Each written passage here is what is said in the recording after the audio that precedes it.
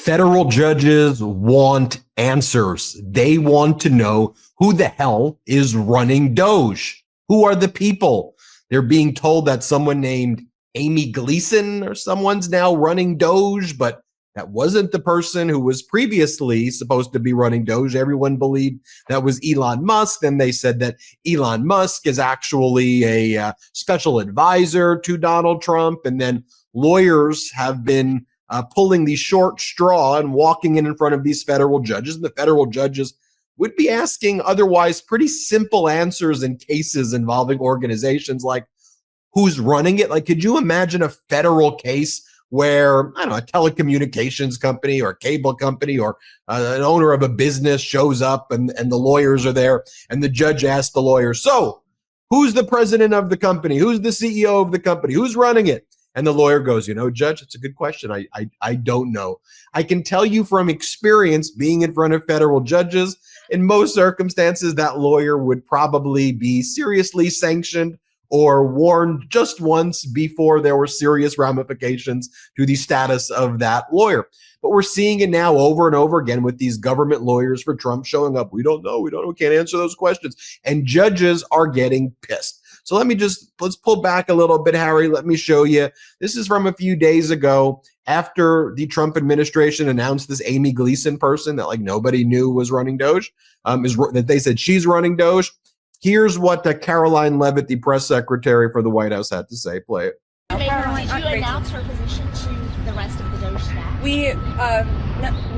Everybody knew, and we said who she was to all of you because you are hounds in the media who are so obsessed with this for some reason. So in the effort of transparency, we told you who that person is. There are so many bigger things in the world than who the DOGE administrator is. But for some reason, everybody in the press corps is so obsessed with this that you were incessantly asking. So we thought, okay, we will be transparent. So now you know who it is. Any further questions?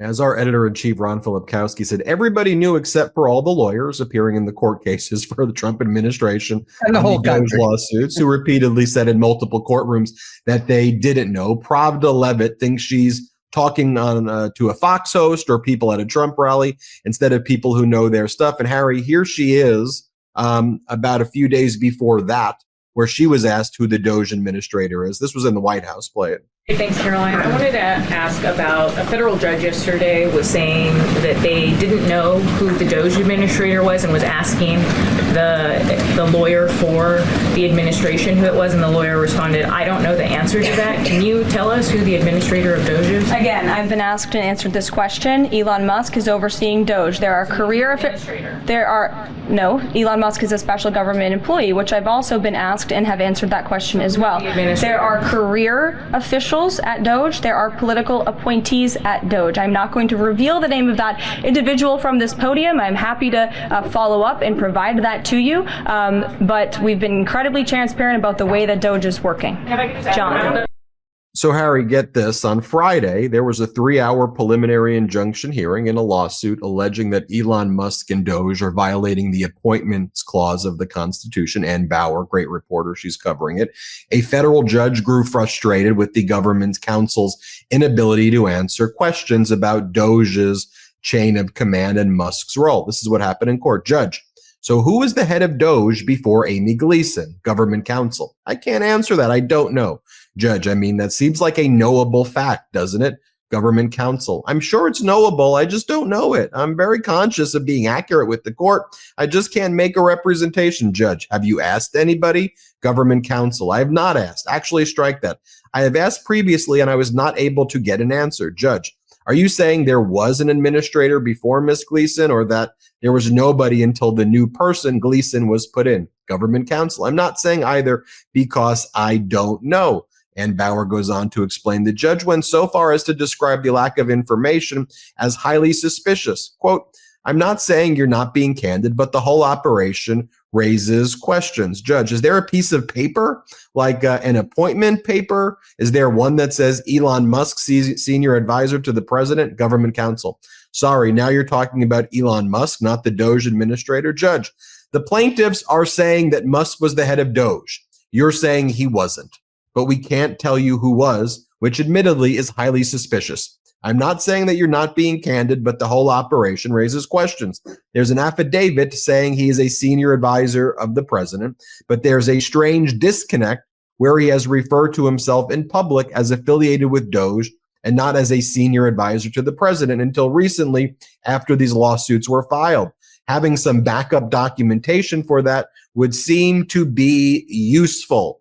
Harry, we've seen this in a number of courts, but there's a long buildup to get to you, but I thought all of that was helpful context. No, it really is. So look, you made the point, Ben, you don't want to be in front of a judge and doing that kind of dance prevarication.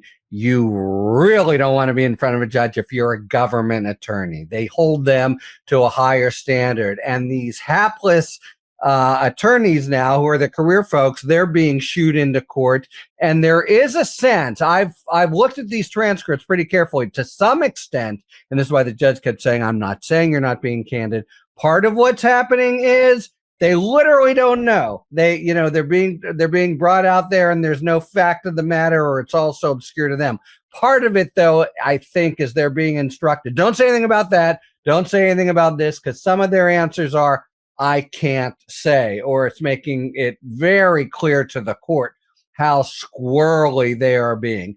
And the court, the judges read newspapers, judges see TV. It's so this disconnect where in the public sphere, Musk isn't not only not an advisor, he's like a co-president. At the cabinet meeting, he's standing up and talking more than the president. Everybody knows whatever kind of sleight of hand is involved in giving the official title to this woman nobody has ever heard of, that Musk is exercising the responsibility. And that's what matters, of course, because what's this lawsuit about? It's about saying a guy with this kind of authority and who reports this way to the president has to be nominated by the president and confirmed by the Senate. And the administration, it just wafts off. And a little aside here, by the way, with the way Levitt is, every one of them seems to take this crash course in the Donald Trump Jr., Steve Bannon finishing school of etiquette to learn coming in to just be jerks and push back and be so nasty about what are, of course, natural questions on the minds of the American people. Who is this guy? What brought him there? And what's the power that he is exercising?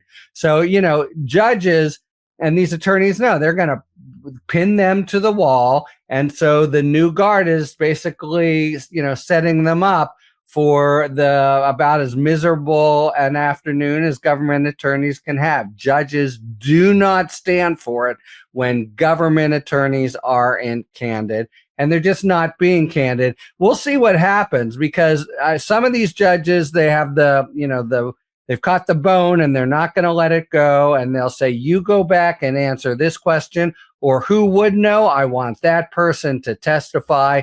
But the number one thing that's happening is it's so evident, even the lawsuit aside, lawsuit matters a lot, because is he exercising such power as he should be nominated? It sure looks like it in any kind of common sense way.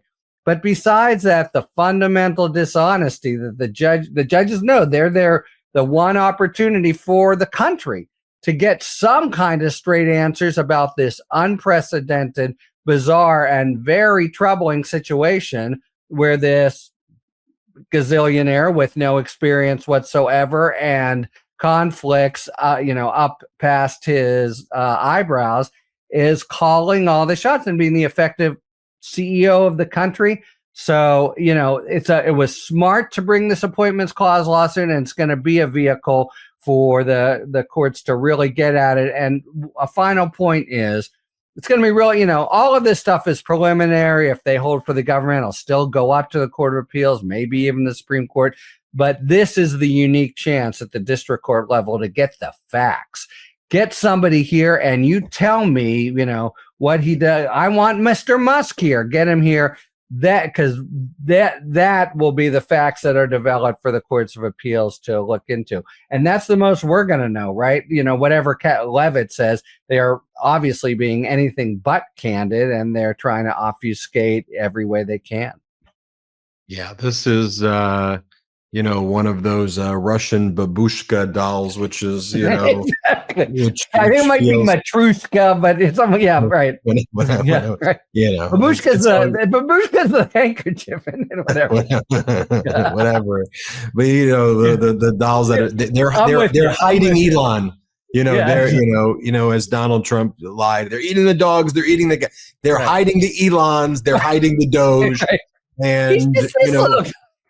and and look, the reality is that they're harming so many people's lives, and they're impacting so many people's lives, and then they're refusing to stand on business and show the hell up and testify and even explain what it is that they're doing, other than in their social media silos or on their right-wing podcasts or whatever their propaganda platforms are. It's like, you're a public. This is not, this is your public positions. You work for us, we the people. So you need to show up and testify in Congress, and members of Congress should be able to ask you questions about why are you doing this? What are you doing? Why are you doing that? That's our system. If you don't like our system, go to freaking Russia. Go and because among other reasons, he doesn't have legal standing, etc. But Mr. Chainsaw, I mean, he's not qualified. The guy is quite clearly not someone you would put in charge of running the government. He had a few really great ideas, made a lot of money, power to him. But come on, it's on top of his having no legal portfolio. He's a complete inane choice to run the guy, to send out emails to everyone. What have you done? What 5 things have you done this week? The guy is not an efficiency specialist, even if he plays one in Washington. Harry Litman from the Talking Feds YouTube channel, the Talking Feds podcast, the Talking Feds Substack. It's where I get my legal news from. I hope all of you will also get your legal news from the Talking Feds YouTube, Talking Feds Substack, Talking Feds podcast. Thanks, Harry.